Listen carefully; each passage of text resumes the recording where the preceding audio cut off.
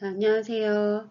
화정간호학원 이지숙입니다. 오늘은 은하출판사 모의고사 6회 기초간호 해설 시작하겠습니다.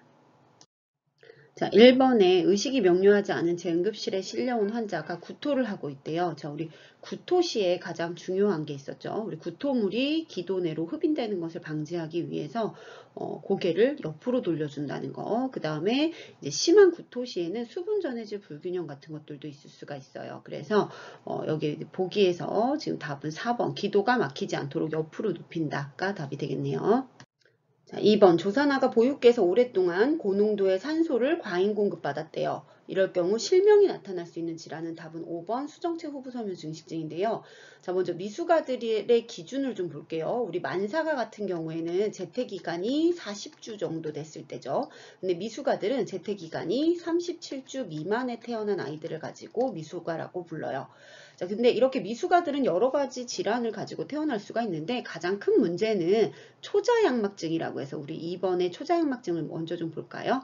자, 요거는 폐가 움직이는데 필요한 윤활제가 있어요. 폐는 확장을 하고 수축을 하잖아요. 이럴 때 폐에 있는 그런 막들이 서로 이제 쓸리지 않도록 하는 윤활제, 계면활성제가 만들어지게 됐는데 이 계면활성제는 태생기 때 32주 이후부터 이제 만들어지기 시작을 해요. 그래서 만삭 때까지 이제 만들어지는데 이런 것들이 생겨나기도 전에 아이가 먼저 이제 밖으로 나오는 거죠. 그러다 보니까 계면활성제가 부족해서 폐가 확장과 수축이 원활하지 않아서 호흡곤란 같은 것들을 초래하게 돼요. 그래서 이때 초자양막증 치료를 위해서 신생아들은 고농도의 산소 치료를 받게 되는데 이런 산소 치료를 받는 과정에서 망막에 문제가 생기게 돼요. 자, 먼저 망막이라고 하는 것은 눈에 비친 영상을 뇌로 전달하는 기능을 하죠. 우리가 안과질환 쪽에서 수업 중에 배우셨을 때 안구는 이렇게 앞쪽에는 뭐가 있죠? 각막. 그렇죠? 그리고 뒤쪽에 흰자위를 뭐라고 하죠? 공막. 그리고 뒤쪽으로 이렇게 시신경이 연결돼 있죠. 시신경. 그 다음에 앞쪽에는 이렇게 홍채도 있고요. 수정체도 있고요. 그래서 여기 홍채 뒤쪽으로 이렇게 외부로부터 들어온 빛이 시신경에 전달이 되는 망막이 존재하는데 이 망막 뒤쪽으로 혈관들이 이렇게 분포가 돼 있어요. 자, 이 혈관들이 보통은 이제 태생기 때 태생기 16주부터 시작해서 40주경에 완성을 하거든요. 망막 혈관이.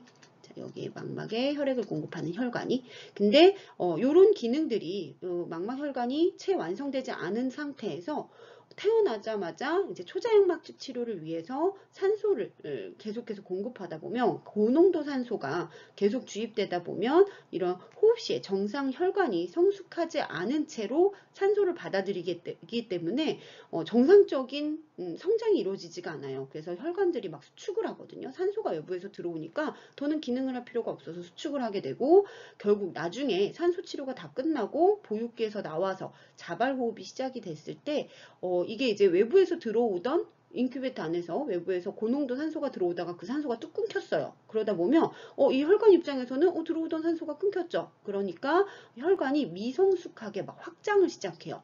들어오던 산소가 끊기니 혈관 확장을 해서 산소를 막 받아들여야겠네 해서 혈관이 미성숙하게 확장을 하다 보면 자, 그 사이에서 혈관이 이렇게 신생혈관 같은 것들이 막 만들어지고요. 그러면 수정체 뒤쪽으로 이제 섬유화가 일어나게 되고 결국은 이제 혈관 확장으로 인해서 이런 뒷부분에 문제를 일으키게 되는 거죠. 그러다 보면 비통과가 제대로 안 돼서 시력을 상실하게 되는 질환이에요. 그래서 고농도의 산소를 장기간 흡입할 경우에 망막 뒤쪽에 있는 혈관 장애 같은 것들이 나타나게 돼서 결국은 이제 신생아의 눈을 멀게 하는 질환이다. 그래서 답은 5번 수정체 후부섬유 증식증이에요.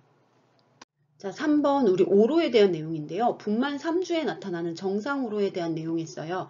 먼저 산욕기에 해당하는 이제 오로의 변화를 좀 아셔야 되는데 먼저 분만 직후에 분만 후 3일 정도까지는 적색으로 피 섞인 적색깔의 오로가 나오게 되거든요. 그러다가 점점 색깔이 옅어지면서 이제 백색 오로로 바뀌게 되는데 이 백색 오로는 정상적으로 3주까지 분비가 되게 돼 있어요. 그래서 정상으로는 2에서 3주 정도 분비된다는 거 요거 기억해 주시고요.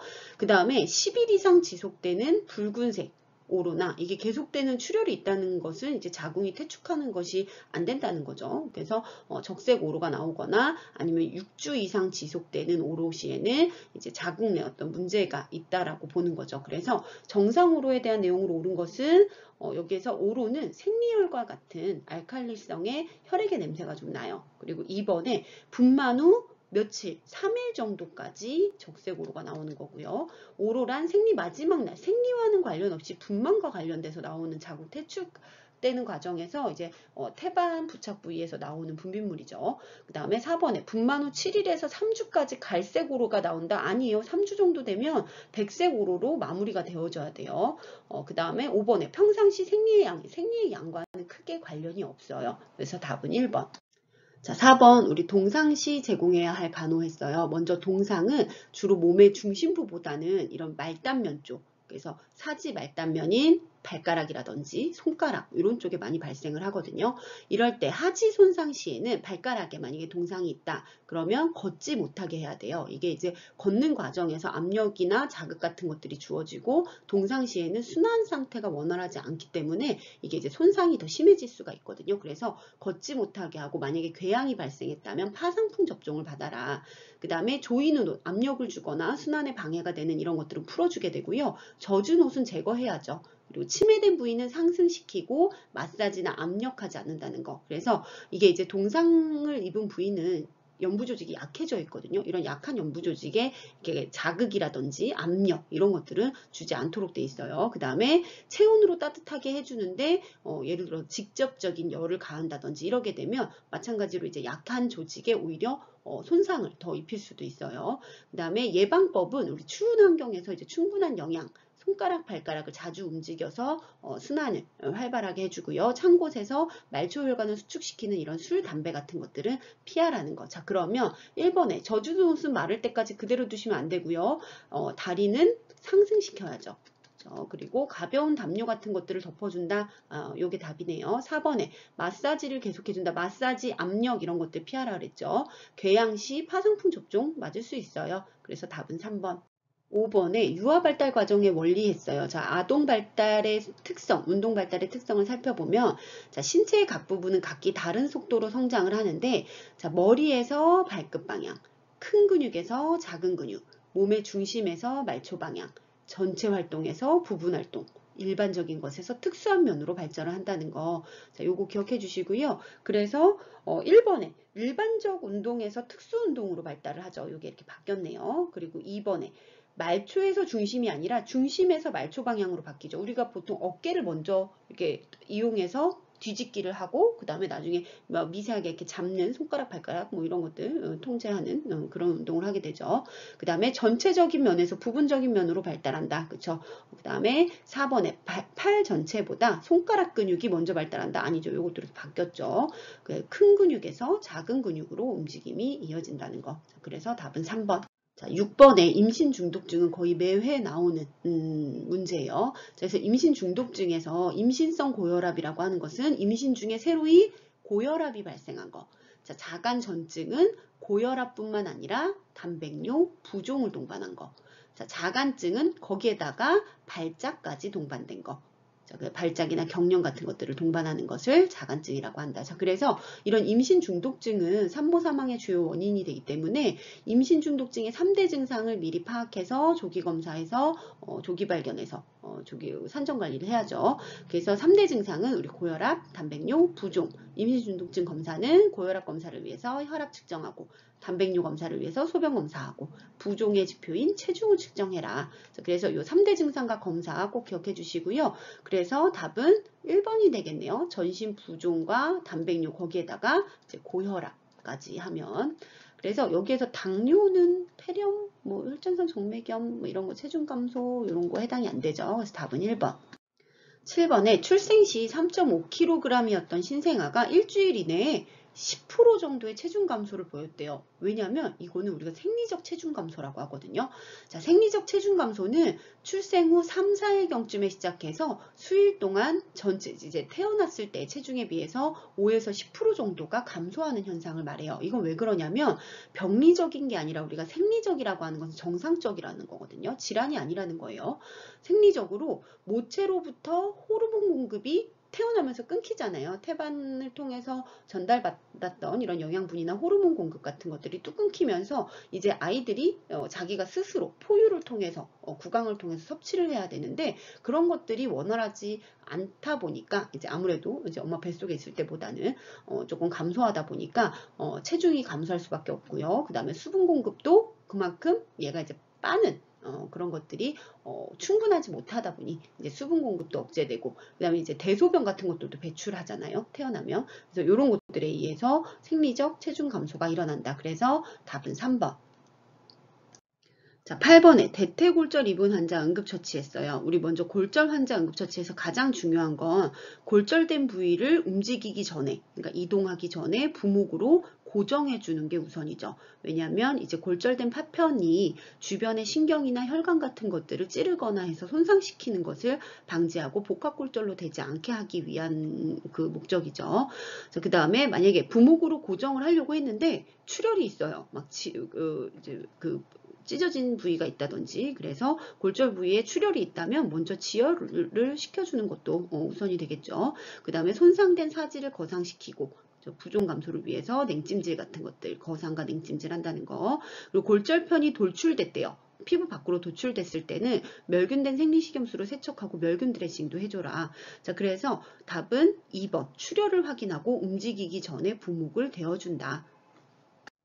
자, 9번에 우리 약품관리 시 4도씨 이하의 온도에서 보관해야 하는 약품 했어요. 4도씨 이하 하면 냉장 보관이죠. 그래서 냉장 보관해야 하는 약품들 여러분들 외워주셔야 돼요. 혈청, 예방 백신, 그리고 PPD용액, 우리 결핵 검사할 때 사용하는 거죠. 그리고 헤파린, 인슐린, 혈액응고인자 같은 것들은 냉장 보관해라. 자, 그러면 이 중에서 우리 좌약은 실온 보관하는 것이 원칙이었었죠. 그러면 답은 2번 인슐린, 예방 백신, 혈청. 그 다음에 좌약 빼고 포도당, 생리식염수 이런 것들은 모두 실온 보관이에요. 그래서 답은 2번.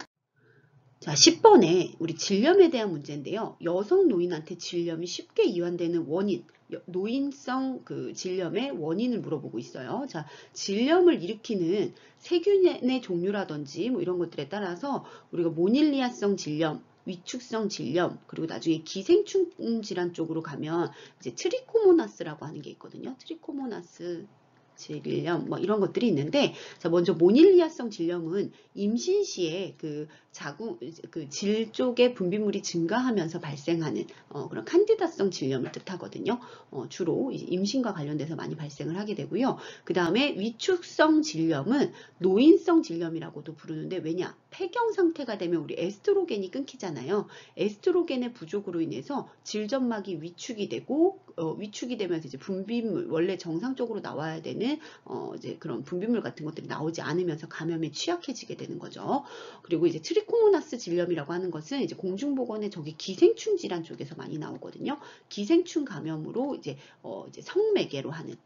그래서 남성의 요도라든지 아니면 전립선 쪽에, 그리고 여성의 질각 내에 존재하는 그런 질염을 뜻해요. 근데 지금 여기 문제에서는 이제 여성 노인에게 쉽게 이완되는 질염의 원인은 에스트로겐 분비 저하로 인한 질이 위축 상태에 빠지면서 생기는 질염이다. 답은 4번. 11번에 우리 아프가 점수에 대한 문제예요. 자, 아프가는 태아 만출 후 1분에 한 번, 5분에 한 번, 총 2번 평가를 하게 되는데 5가지 항목에 대해서 점수를 0점, 1점, 2점씩 매기는 거예요. 그래서 우리 7점 이상이 되면 양호하다고 보게 되고요. 3점 이하에 되면 어떤 신속한 치료와 간호가 요구가 되는 상황으로 이제 점수로 우리가 매기게 되는데, 신생아들이 이제 만출되고 나면 신생아의 심박수, 호흡, 자극에 대한 반응은 이제 카테터를 코 속에 넣어봐서 얘가 기침이나 재채기 같은 것들을 하는지 확인하는 거예요. 그 다음에 근긴장력은 애가 이렇게 잘 활발하게 막 사지를 움직인다든지 이런 것들을 통해서 확인하고요. 피부의 색깔도 확인을 하게 돼요. 그래서 심박수, 호흡, 자극에 대한 반응, 근긴장력, 피부 색깔 이렇게 5가지 항목에 대해서 평가를 한다. 자, 그러면 가장 좋은 점수는 심박수가 100회 이상일 때, 그리고 호흡은 뭐 애 호흡수를 막 이렇게 듣는다기보다는 잘 울면 2점을 줘요. 그 다음에 코 속에 카테터를 넣어봐서 자극에 대한 반응으로 재채기라든지 기침 같은 것들이 원활하게 일어나면 2점, 그리고 아이가 이제 사지를 활발하게 잘 움직이면 2점, 그리고 전신의 피부 색깔이 우리 이제 피부 색깔 핑크빛을 띠잖아요. 그죠? 분홍색이면 2점, 사지 순환이 원활하다는 거예요. 그래서 이런 상태를 이제 확인하게 되는데, 자, 지금 그래서 보기에 자, 체온 해당한대요. 기형 유무 이런 것도 확인 안 하고요. 반사 상태, 요게 이제 자극에 대한 어떤 반응 이런 것들을 보는 거니까 답은 3번이 되겠네요.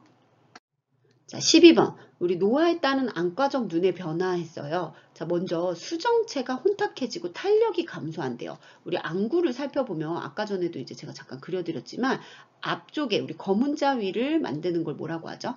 이 부분을 각막, 뒤쪽에 흰 자위는 우리가 공막이라고 하고요. 그 다음에 공막 안쪽으로는 이렇게 아까 뭐였었죠? 망막이 있었어요. 자, 망막, 그리고 망막의 앞쪽을 이루는 것은 이게 뭐죠? 홍채예요. 홍채는 동공의 크기를 조절하죠. 자, 홍채 뒤쪽에 요게 이제 수정체거든요. 눈에서 렌즈의 역할을 하는 거예요. 그래서 이 수정체의 기능은 빛을 굴절시켜서 망막에 상을 맺히게 하는 거거든요. 외부에서 들어온 빛을 모아서 망막에 정확하게 상을 맺히게 하는. 자, 근데 이런 수정체가 노화가 일어나면 수정체가 혼탁해져요. 탁해지게 되면 어떻게 돼요? 요 빛이 모아지지 않고 이렇게 빛이 산란을 하게 되거든요. 이렇게 산란하게 되면 시력이 떨어지겠죠. 잘 안 보이겠죠. 뿌옇게 보이고, 그렇죠? 그래서 수정체의 혼탁과 탄력이 감소하게 되고요. 그 다음에 이 동공이라고 하는 게 이 홍채와 홍채 사이의 이 공간을 뜻하죠. 그냥 아무것도 없는 구멍이에요, 그렇죠? 이 동공은 작아져요. 동공이 작아지면 어떻게 돼요? 빛을 적게 받아들이겠죠. 그래서 빛을 받아들이는 게 줄어들어 밝은 것을 선호하게 돼요. 동공이 축소된다는 거, 수정체가 혼탁해진다는 거, 그 다음에 야맹증 같은 것들도 호소하게 되고요. 눈의 건조, 망막의 위축이나 시야 축소 같은 퇴행성 변화가 일어나게 돼요. 그래서 자, 보기에 보시면 1번에 시력 저하 및 안구 건조, 요게 답이 되겠네요. 그리고 안구 건조까지는 맞는데 수정체 탄력이 증가하진 않아요. 피부 탄력도 감소하잖아요. 피부가 처지고 동공은 축소되는 거죠. 피부 탄력도 감소하고요. 5번에 동공은 축소되는 건 맞는데 시야는 좁아지죠. 시야도 역시 이제 축소되죠. 그래서 답은 1번. 자, 13번 우리 분만 1기 간호했어요. 자, 분만을 4단계로 나눴을 때 우리 분만의 기별로 간호가 다른데 그거에 대해서 좀 외워주셔야 돼요. 자, 먼저 분만 1기라고 하는 거, 분만이 시작되면 자궁 경관이 완전히 개대될 때까지를 우리가 분만 1기, 개대기라고 하거든요. 그래서 규칙적인 자궁 수축, 진진통이죠. 진진통을 시작으로 해서 자궁 경부가 완전히 열릴 때까지. 자, 이때는 그 산모의 호흡이 굉장히 가빠요. 그러다 보면 구강 건조 같은 것들이 있을 수 있거든요. 그래서 구강 청결해주고 그 다음에 이제 수축과 수축 사이에 태아 심음을 청취해줘야 되는데 이제 자궁이 수축하면서 태아에게 산소 공급이 줄어들고 그러다 보면 태아의 심박동이 떨어질 수도 있거든요. 그래서 태아 심음 같은 것들, 태아 스트레스 상황 이런 것도 관찰하기 위해서 심음 청취해주고요. 그 다음에 양수가 파열되기 전에, 그러니까 양막이 파열되기 전에 파막 전에 진통 촉진을 위해 보행 권장해줘야 돼요. 자, 이때 보기에 시험 문제 많이 나오는 게 분만 1기에 절대 안정 같은 거 해주지 않아요. 안정하지 않아요. 어느 정도 이제 자궁 경관이 완전히 열리기 전까지는 산모가 보행이라든지 이런 것들을 통해서 태아가 잘 내려올 수 있도록 해줘야 돼요. 그래서 보행을 권장한다는 거, 적절한 휴식도 물론 제공해주고요. 그래서 분만 1기에는 태아 심음 청취해주고 보행을 권장해라.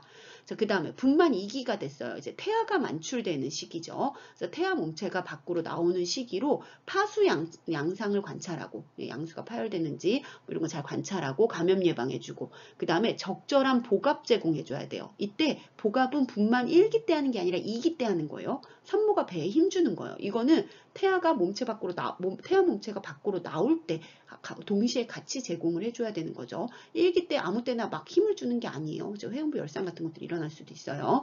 자, 그 다음에 이때 해주는 게 또 이제 회음 절개술, 회음 보호술이라고 해서 우리 분만 2기에 그 태아의 머리, 그 아두가 이제 좁은 회음부를 통과해서 나올 때 열상을 일으킬 수도 있거든요. 불규칙하게 찢어지는 거죠. 그런 열상을 방지하기 위해서 날카로운 가위 같은 것들로 일부러 절개를 내줘요. 그래서 기를 터주는 거죠. 그래서 회음 보호술을 하게 되고, 신생아 입장에서는 머리를 낮춰서 기도 내에 있는 어떤 양수 같은 것들을 밖으로 배출시킬 수 있어야 돼요. 머리를 낮추고 고개를 옆으로 돌려줘서 기도 청결을 이제 도모하고요. 제대를 결찰하고 보온, 아프가 측정, 우리 아까 아프가 했죠. 그 다음에 눈간호 같은 것들 해줘라. 자, 분만 3기, 4기 때는 가장 중요한 게 이제 태반까지 만출이 되고 나면 어떻게 해요? 회복하는 과정을 거쳐야 돼요. 그래서 태반이 만출되는 3기와 분만 4기 때는 자궁 출혈 여부라든지 자궁 수축 같은 것들을 관찰해 줘야 돼요. 그래서 자궁이 원래 위치대로 잘 돌아오면서 태반 부착 부위에 지혈이 이루어져야 되는데, 만약에 자궁이 늘어지거나 뭐 이러게 되면, 수축하지 않으면 과다 출혈 같은 것들이 생길 수도 있고요. 태반 부착 부위가 아물지 못하겠죠. 그렇죠? 그래서 분만 1기 간호로 옳은 것은 산모 심박동이 아니라 태아 심음이에요. 그리고 2번에 자궁경관이 완전히 개대되었을 때 분만실로 옮기는 것은, 이거는 1기가 아니라 2기잖아요. 그렇죠? 그리고 분만을 대비해서 금식시켜요. 혹시 이제 수술을 할 수도 있는 상황, 난산이어서 수술이 들어갈 수도 있으니까. 4번에 파막 전에는 진통 촉진을 위해서 실내를 걷게 하는 것이 좋다. 답은 4번이네요. 자, 5번에 진통이 시작되면 지속적으로 보갑을 준다. 진통이 시작됐다는 거는 개대기 1기를 의미하거든요. 1기에는 보갑 제공하는 게 아니에요. 언제? 2기 때 하는 거죠. 태아가 만출될 때. 그래서 답은 4번. 자, 14번에 우리 신장의 기능했어요. 자, 먼저 신장의 대표적인 기능은 뭐죠? 혈액 안에 있는 노폐물을 걸러서 소변을 통해 배설시키는, 그래서 요를 생성하고 소변을 생성하고 배설하고 노폐물을 제거하는 역할이 대표적이고요. 그 다음에 레닌이라고 하는 호르몬을 분비해서 혈압을 조절하기도 해요. 요 자세한 내용은 이제 수업 중에 했었어요. 그래서 혈압도 조절하고, 그 다음에 전해질이라든지 수분 같은 것들 이제 필요한 것들은 재흡수시키고 필요 없는 양은 또 배설시켜서 체액량이라든지 전해질 조절 같은 것들을 하고요. 그 다음에 수소이온 같은 것들, 이런 산염기 평형에 영향을 미치는 수소이온 같은 것들을 배설하고 하면서 이제 산염기 균형도 조절하게 되고, 그 다음에 이런 레닌 같은 것들 분비하면서 내분비 기능도 하게 되는 거죠. 자, 그래서 자, 1번에 수분과 전해질 균형을 유지한다. 요거 맞는 말이네요. 자, 2번에 산염기 균형도 조절한다. 노폐물도 제거한다. 그리고 호르몬도 생성한다. 근데 혈액을 만들어내지는 않아요. 혈액 안에 들어있는 노폐물을 걸러서 배설하는 역할을 하는 거죠. 그래서 옳지 않는 거 찾는 거니까 답은 5번. 자, 15번에 분만 직후 신생아 간호했어요. 우리 앞에서 분만의 과정 할 때 분만 2기에 태아가 만출이 되고 나면 이제 신생아 간호로 머리를 낮추라 그랬었죠. 그래서 머리를 낮추는 이유는 기도라든지 이런 기관 내에 고여있는 양수 같은 것들을 배출해내기 위해서 이렇게 머리를 낮추고 고개를 옆으로 돌려눕힌다 그랬죠. 그래서 기도 유지와 이물질 제거, 요게 이제 가장 우선적으로 해야 될 일이고요. 그 다음에 호흡 상태 확인하고 호흡 유지해주고, 보온해주고, 태변 배출 확인하고요. 제대절단 부위의 출혈 같은 것들을 관찰하게 되는데, 그래서 답은 1번, 가장 먼저 해줘야 되는 거니까 기도 유지 및 이물질 제거를 한다. 16번, 자간증 임산부의 치료에 적절한 환경을 제공하기 위해 입원실이 갖추어야 할 환경했어요. 자, 아까 자간증 같은 경우에는 임신성 고혈압에 뭐가 있었죠? 단백뇨, 거기에 부종, 거기에 경련 발작 같은 것들을 일으키는 질환이라 그랬죠. 임신 중독증의 형태예요. 자, 그래서 자간증 환자가 입원했을 때 우리가 중요하게 봐야 되는 게 경련과 발작을 예방하기 위해서 환경을 좀 조용한 환경을 해준다든지, 어둡고 좀 조용하게, 그리고 경련 시에 기도 유지해주고, 그리고 경련하는 동안 다치지 않도록 주변에 위험한 물건 치워주고, 조이는 옷 풀어주고, 서서 경련한다면 누워서 편안하게 경련할 수 있도록 하는 거, 외부 자극 주지 않는 거, 요런 내용들 있잖아요. 그죠? 그래서 요런 자간증 임산부의 환경은 어둡고 조용한 방. 자, 답은 2번이 되겠네요. 자, 17번에 우리 결핵 환자의 침구나 의류 소독 방법 했어요. 결핵 환자는 제가 결핵의 원인균부터 해서 결핵의 진단검사, 결핵의 증상, 그 다음에 결핵 환자의 어떤 그 소독들, 그리고 우리 보호장구 뭐 이런 모두 다 외우고 계셔야 된다 그랬어요. 간호까지도 다. 자, 그래서 먼저 결핵 환자 간호를 몇 가지만 볼게요. 식이는 잘 먹어야 된다 그랬어요. 소모성 질환이라 고지방, 고단백, 고탄수화물, 고비타민 식이. 그 다음에 만약에 결핵 환자가 객혈을 한다. 중요한 거 절대 안정해줘라. 그죠? 그 다음에 반좌이 취해주고 잔기침, 큰 기침 아니고 잔기침이죠. 흉부에 얼음 주머니 대줘서 국소적으로 이제 혈관 수축을 일으켜서 지혈을 좀 도와주고자 하는 거죠. 그 다음에 금식시켜라. 자, 결핵 환자의 객담은 소각하는 게 가장 위생적이죠. 그리고 의류나 침구류는 우리 결핵균은 자외선에 의해서 수분 안에 사멸하기 때문에 일광소독해줘라. 햇볕에 쬐주는 거죠. 그 다음에 호흡기계, 이제 전염성 질환으로 음압격리 병실을 사용하고, 병실 출입 시에 가장 중요한 보호장구는 마스크예요. 우리 일반 덴탈 마스크 아니고요. N95 마스크나 헤파 필터 마스크 같은 거 사용한다 그랬죠. 그리고 필요시 가운이나 장갑 같은 것들 착용하고 규칙적인 엑스레이 검사해라. 자, 그래서 여기서 침구나 의류 등의 소독 방법 했어요. 침구나 의류는 3번의 일광소독이네요. 자, 18번 경련을 보이는 유아를 간호할 때 주의할 거. 자, 우리 경련 환자 간호. 아까 앞에서 우리 자간증 얘기가 잠깐 나왔었는데, 자, 이렇게 경련 환자, 뭐 유아든 어쨌든 경련하는 환자의 간호는 기도를 유지하고 경련하는 동안에 혀를 깨물어서 이제 혀가 뒤로 이제 말려 들어가거나 뭐 아니면 혀로 인해서 이제 기도가 폐색이 되는 이런 것들을 좀 방지하고 그 다음에 이제 입안에서 경련 시 어떤 분비물 같은 것들이 막 나올 수도 있거든요. 인후두에 축적된 그런 점액 같은 것들이 막 나와서 기도를 막을 수도 있기 때문에 기도 유지해주고 그 다음에 서랍자 같은 거 물려서 기도 유지해주죠. 외상 방지 아까 뭐였었죠? 이제 위험한 물건 치워주고 조이누누 풀어주고 이런 것들이요. 그리고 경련 발생 예방을 위해서 방안 어둡게 하고 호흡근의 마비를 방지해라. 조이누누 풀어주고 자극하거나 억제대 같은 거 적용하시면 안 되죠. 편안하게 경련할 수 있도록. 그래서 주의해야 할 것은 우리 정서적인 지지, 뭐 물론 뭐 그렇죠. 근데 요게 이제 가장 좋아 보이진 않네요. 밝은 환경 이런 것들은 경련을 유발할 수도 있어요. 너무 자극이 되거나 시끄러운 뭐 이런 소음이라든지 이런 것들도 마찬가지. 3번에 기도 유지가 답이 되겠네요. 4번에 경련 부위 마사지 하지 않아요. 편안하게 경련할 수 있도록 자극 주지 않아요. 찬물 마사지 이런 것도 아니고요. 답은 3번.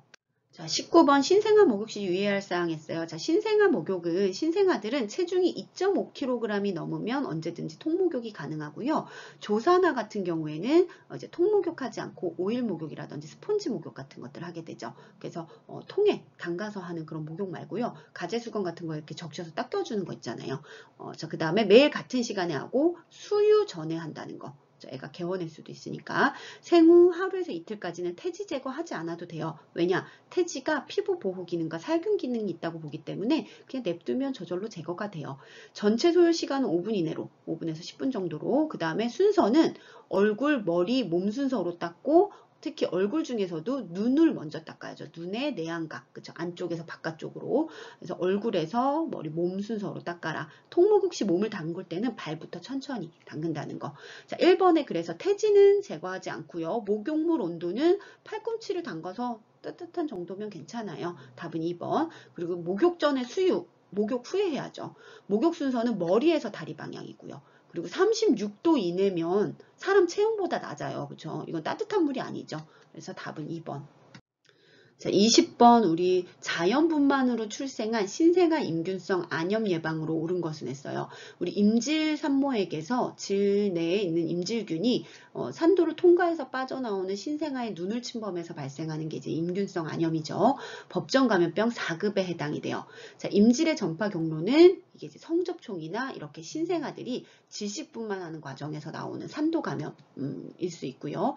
자, 임질의 증상은 요도염 증상으로 이제 점액성 농성 분비물 같은 것들이 질내 쪽에서 이제 태아의 눈을 이제 빠져나올 때 눈을 침범하는 거죠.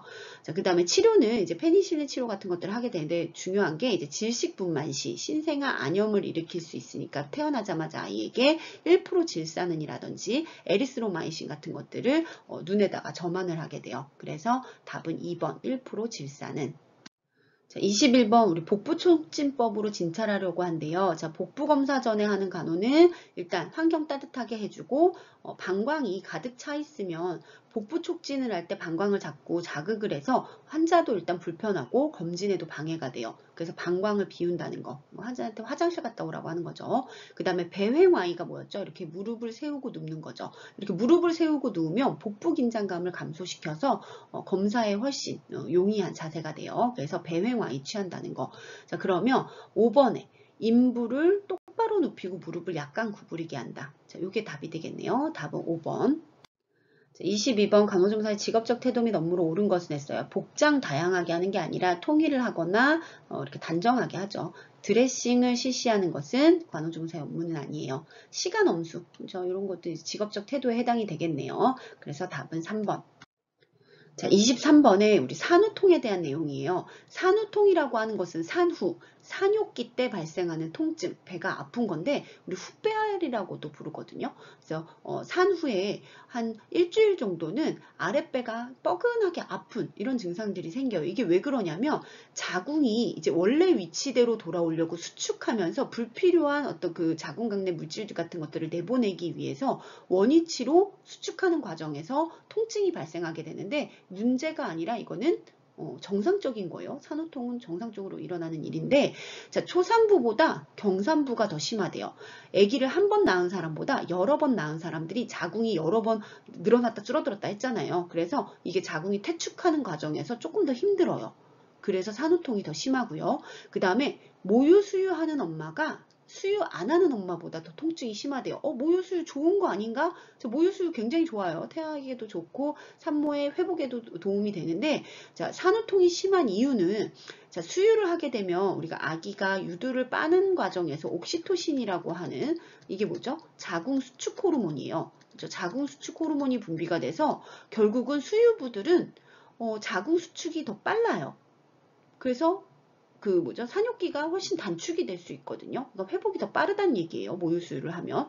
근데 단 이렇게 회복이 빠른 만큼 자궁 수축이 빠르게 일어나다 보니까 이제 자궁 수축 호르몬에 의해서 자궁 수축이 계속되다 보니까 비수유부보다 통증은 더 심해요. 그렇지만 산욕기는 단축될 수 있다는 거, 회복은 빠르다는 거, 그쵸? 그래서 수유부가 산후통이 더 심하고 여러 번 자궁이 늘어났었던 경산부가 원래 위치대로 돌아올 때 통증이 더 심하구나.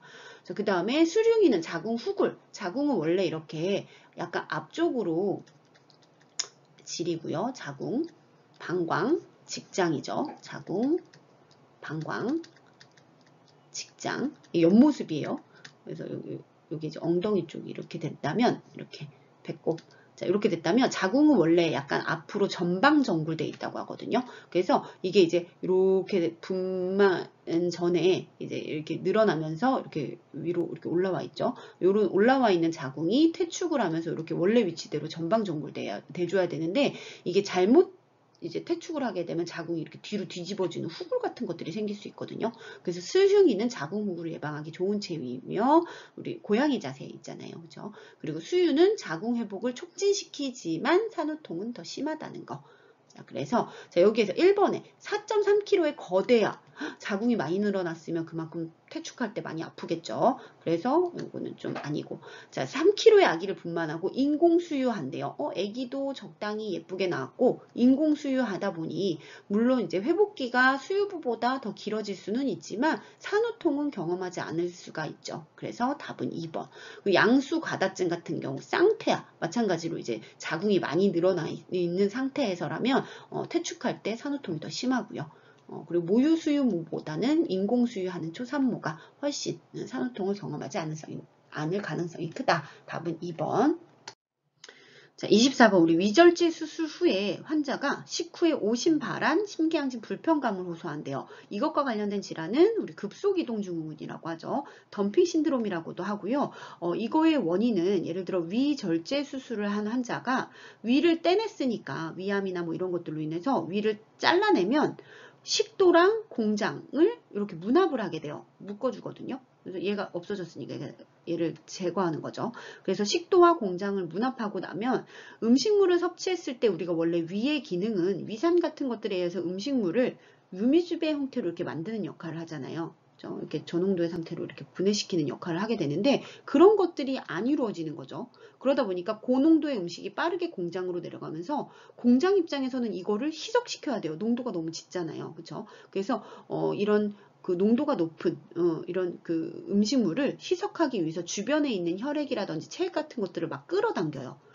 그래서 얘를 희석시키려고. 그러다 보면 주변에 있는 혈관에서는 어떻게 돼요? 물을 뺏기는 거죠. 그러다 보니까 혈류량이 감소하고 저혈량성 쇼크와 같은 그런 증상들이 나타날 수 있어요. 그래서 식후에 갑작스럽게 이런 그 빠르게 체액 같은 것들이 이제 막 공장으로 집중을 하면서 식후에 어지러움증이라든지 신개항진, 실신, 빈맥, 발한 과 같은 이런 문제가 생길 수가 있어요. 그래서 급속이동 증후군을 예방하기 위해서는 음식물이 빠르게 내려가지 않도록 해야 돼요. 그래서 음식물이 소화가 천천히 일어날 수 있게 하는 모든 행위, 예를 들어서 소량씩 자주 섭취한다든지, 그리고 고단백, 고지방, 우리가 애진간에서는 고지방식이 권장하지 않는데 이런 경우에는 권장해요. 그 다음에 저탄수화물, 우리 탄수화물은 예를 들어서 죽 같은 것들은 소화가 빨리 일어나잖아요. 밥은 소화가 빨리 일어나는데 고기 먹으면 고단백식이는 소화가 좀 천천히 일어나죠. 배가 오랫동안 포만감이 유지되잖아요. 그렇죠? 저탄수화물, 탄수화물은 소화가 빨리 일어나니까 저탄수화물과 수분이 적은 식사. 그래서 예를 들어서 국에 밥을 말아 먹는다든지 아니면 식간에 물을 많이 마신다든지 이렇게 되면 소화가 너무 빨리 일어나요.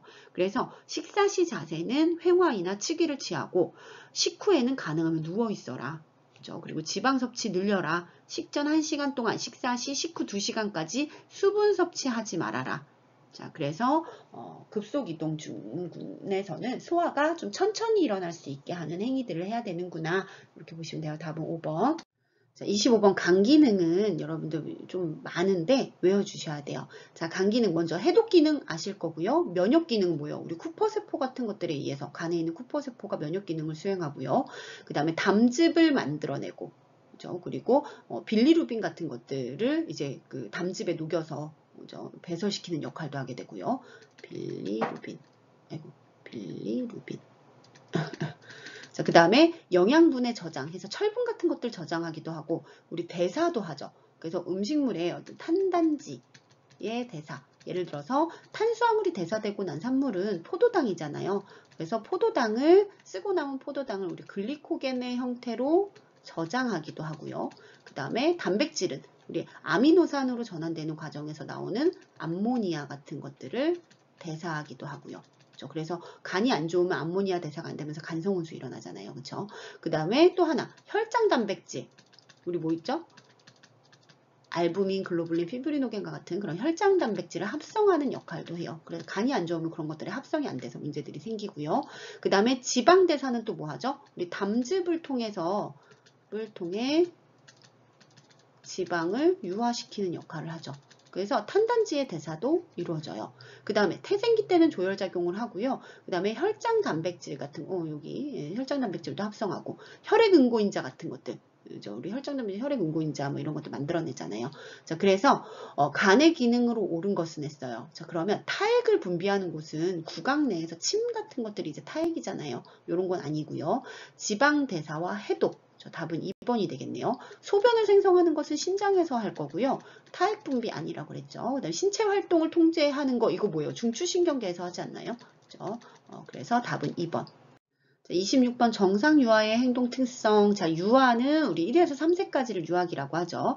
자, 이때 심리사회적으로 에릭슨은 자율성이 발달한다 그랬었어요. 그리고 심리성적 발달로 프로이드는 학문기에 성감대가 있어서 이때 학문을 조절하는 그런 걸 통해서 자율성을 획득할 수 있는 시기이기 때문에 배변 훈련을 하면 좋다 그랬었죠. 그래서 유아기 때 우리 배변 훈련 이것도 기억을 해주시는데 일단 여기 문제와 관련된 것들을 좀 볼게요.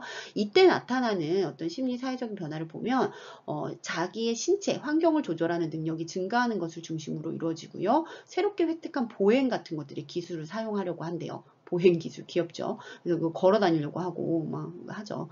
자, 학습은 다른 사람을 흉내냄으로써 얻어지고요. 이때 나타나는 거부증, 아니야, 막 싫어 하는 거 있잖아요. 거부증과 마트에서 막 뒤집어지고 이런 애들 있잖아요. 분노 발작. 이런 것들은 정상적인 거라는 거예요. 얘네들한테 정상적으로 발달 과정에서 나타날 수 있는 특징이다. 그래서 문제가 되는 상황이 아니에요. 자, 그러면 1번에 타인과의 관계에서 거절증을 나타낸다. 그쵸? 답은 1번. 그리고 분노 발작을 보이며 분리불안은요, 우리가 보통 7개월, 생후 7개월경쯤에 시작해서 이게 이제 3세까지 지속이 되거든요. 그래서 사라지는 게 아니에요. 이렇게 지속돼요. 1에서 3세 때. 그리고 3번에 항상 새로운 물건만. 아니죠. 얘는 애착 물건 있어요. 애착 인형 같은 것들. 자기가 가지고 있었던 거, 자기가 애정을 주는 거에 대한 집착을 하죠. 그리고 친구와 함께 있는 것보다는 부모와 함께 있는 것을 더 좋아하죠. 신체적 요인 때문에 야뇨증. 자, 야뇨증은 유아들에게서 나타날 때는 보통 신체적인 문제라기보다는 낮 동안에 받은 스트레스라든지 불안이라든지 이런 심리적인 요인이 주로 작용을 해요. 그래서 답은 1번.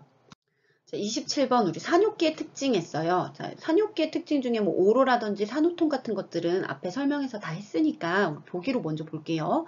자, 1번에 초산부가 경산부에 비해 산욕기가 길지 않아요.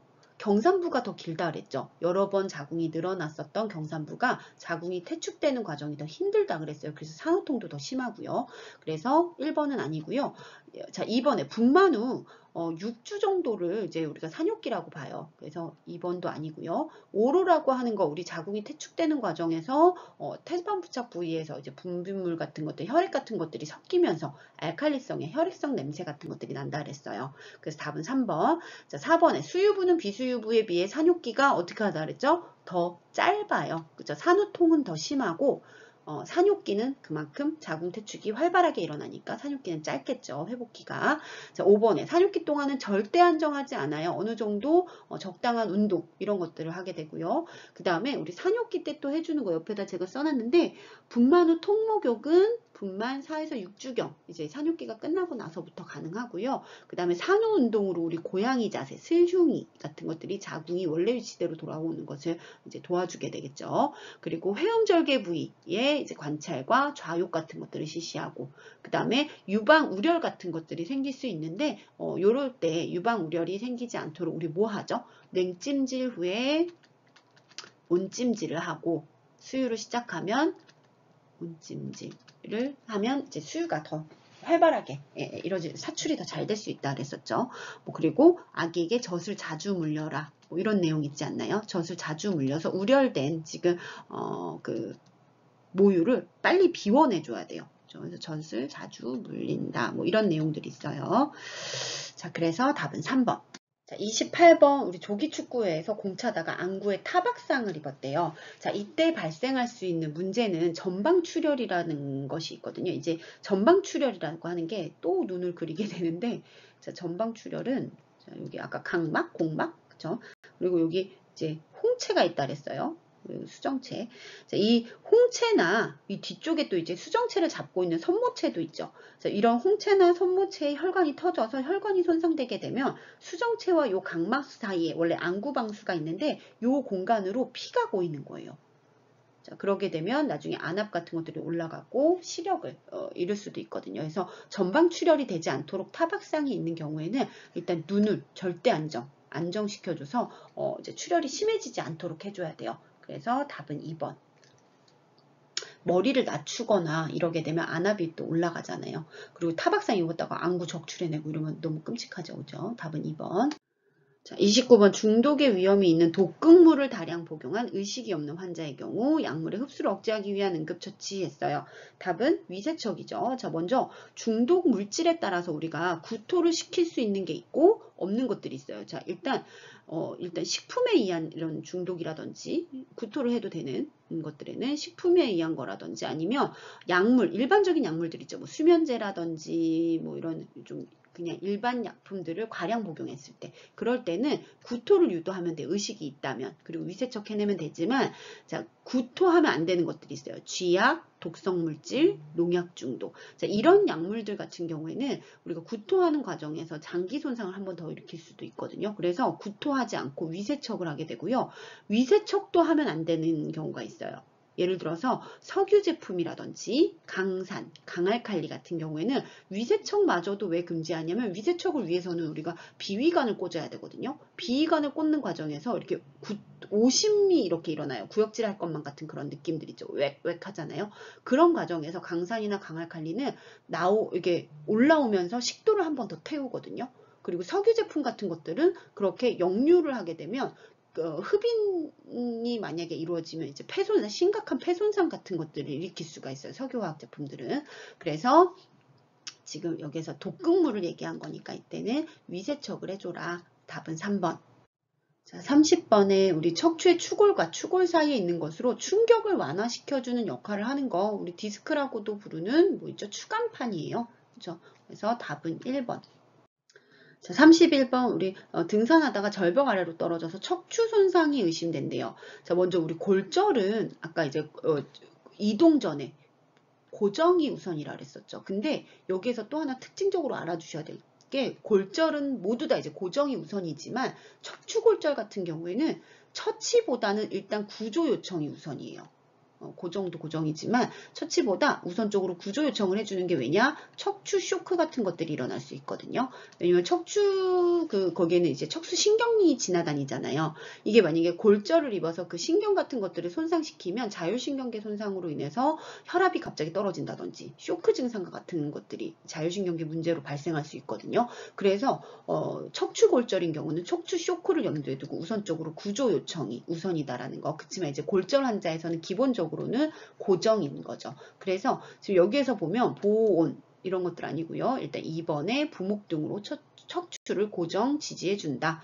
병원으로 옮기고 이러기 전에 해줘야죠. 그래서 답은 2번. 자, 32번 한방에서의 음식 간호예요. 자, 요거는 그냥 좀 외워주세요. 마음의 병은 온식, 따뜻한 걸 금하고요. 폐의 병은 한식을 금한대요. 마음의 병, 우리 화병 같은 것들 열불나잖아요. 따뜻한 거 금지하고요. 폐의 병은 차가운 것을 금하래요. 자, 그 다음에 간심, 비폐신, 우리 요거 5장이죠. 5장 육부할 때 간심, 비폐신에 해당하는 음식들, 금하는 음식들을 볼게요. 자, 간이 안 좋을 때는 매운 것을 금하래요. 심장이 안 좋을 때는 짠 것을 금하고요. 그 다음에 비장이 안 좋을 때는 신맛을 금하고, 그 다음에 폐의 병은 쓴 것을 금하고, 신장의 병은 단 것을 금하래요. 자, 그러면 여기서 맵고 짜고 시고 쓰고 달고, 간신 비폐신, 맵고 짜고 시고 쓰고 달고, 자, 이렇게 외워주시면 32번에 그래서 답은 5번이 되겠네요. 신의 병은 단맛을 금한다는 거. 자, 여기서 오장육부에 대해서 조금만 더 볼게요. 먼저 오장의 심장은 피를 만들고 신을 간수하는 곳으로 인간의 중심이라 그랬어요. 자, 간은 심장에서 생긴 피를 간수하는 곳으로 여성의 생식기와 관련이 있고요. 비장은 피를 조정하고, 우리 왜 적혈구 같은 것들이 비장에서 파열되잖아요. 그리고 순환을 총괄하고 음식물에서 영양분을 받아들여 전신에 보내는 작용을 한다. 자, 폐는 기, 우리 공기가 드나드는 통로죠. 기를 다스리는 곳이고요. 신장은 남성의 생식 기능과 관련된 인간의 정에 관계되는 곳이다. 자, 그 다음에 육부는 위, 소장, 대장, 방광, 담, 삼초를 가리키는데 오장육부의 표리관계도 같이 보세요. 간은 원래 그 담낭과 연결돼 있잖아요. 간담이 서늘하죠. 그렇죠? 그리고 신장은 방광과 원래 연결, 신장에서 만들어진 소변이 방광으로 가서 저장되잖아요. 그리고 폐는 대장, 심장은 소장, 그리고 비위가 약하다 이러잖아요. 비위, 비장과 위. 자, 이렇게 해서 기억을 해주세요. 자, 33번 우리 뜸에 대한 내용이에요. 우리 한방에서 사법은 뭐죠?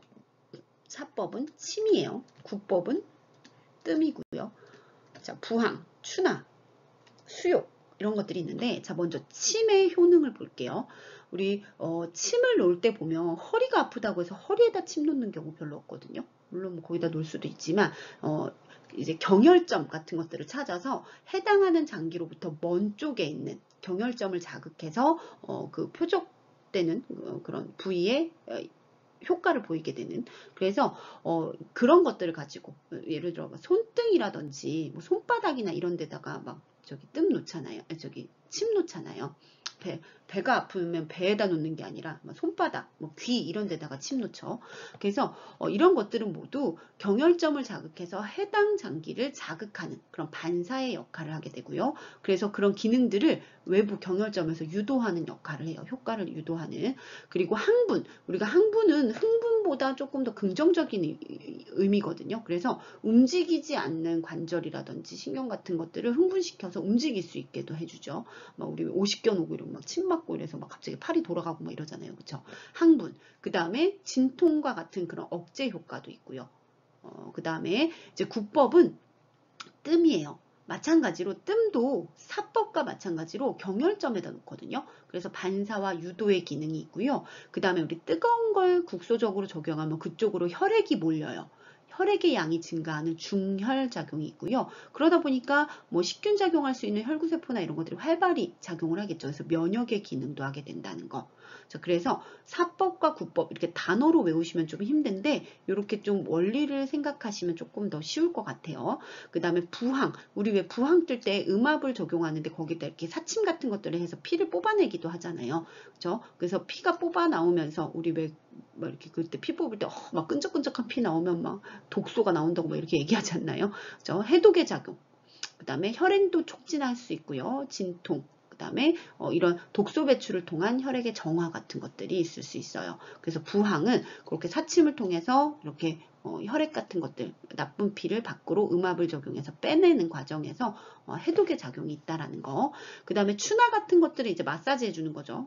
음양의 조화를 이루고 이제 마사지를 통해서 경락의 소통 같은 것들을 일으키게 되고요. 수용요법, 우리 따뜻한 거, 찬 거를 반복해서 이렇게 번갈아 가면서 하는 거죠. 이럴 때 보면 이제 진정, 어떤 그 근육의 어떤 강직이라든지 뭐 경련 같은 것들을 진정시키고 그 다음에 이런 순환을 촉진시켜서 우리 따뜻한 거에 들어갔다 차가운 거에 갔다 하면 순환이 막 활발해지잖아요. 순환이 촉진되면서 혈액에 있는 노폐물들이 빨리 걸러내지니까 해독의 작용. 그래서 몸의 중화와 혈액을 정화시킨다. 해서 얘네들을 단어로 외우시려고 하지 마시고 얘네가 뭐 하는 이런 그런 것들인지 확인을 해서 작용을 떠올리시면 될 것 같아요. 자, 그러면 뜸 뭐였죠? 일단 뜸은 경혈점에다 놓으니까 반사와 유도작용이 있고 뜨거운 거니까 혈액이 몰려서 중혈작용, 그래서 면역작용까지 이제 혈액이 몰리니까 그쪽으로 식균세포가 활발해지면서 면역작용도 일으킨다. 그래서 답은 1번이 되겠네요.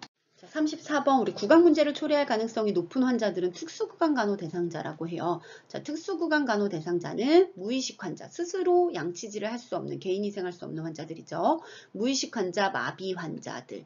그리고 산소요법을 시행하고 있거나 기관 내 삽관, 비위관 삽관, 뭔가 이렇게 입이나 비강 쪽에 뭔가 관이 꽂혀 있게 되면 개인위생 할 수 없어요. 양치질 못하죠.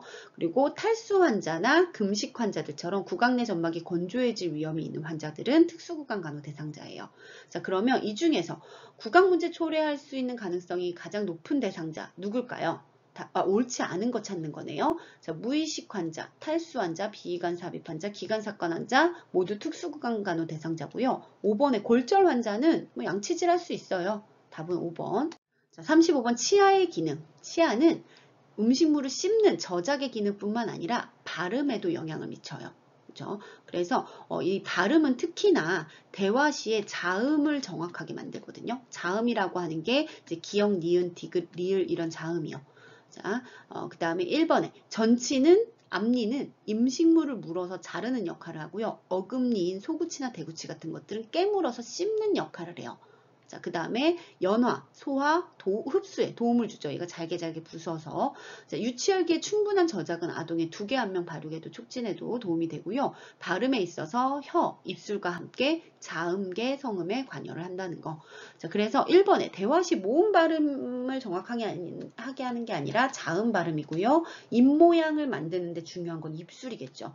씹는 작용뿐만 아니라 이런 발음에 영향을 미치고요. 4번에 주요 기능은 저작, 씹는 거고요. 발음 기능, 그리고 심미적인 기능도 있어요. 자, 5번에 음식물을 소화 흡수시키는, 소화 흡수하는 것은 소화기계에서 하죠. 그렇죠? 치아가 하는 게 아니잖아요. 답은 4번. 자, 여기까지가 기초간호 해설이었습니다. 자, 보건간호로 영상 이어갈게요.